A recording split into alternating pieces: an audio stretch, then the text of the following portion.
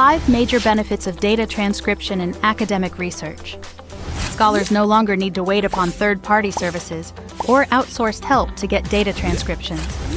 Getting data transcriptions instantly is just one tap away with AI-based tools like SubtitleBee.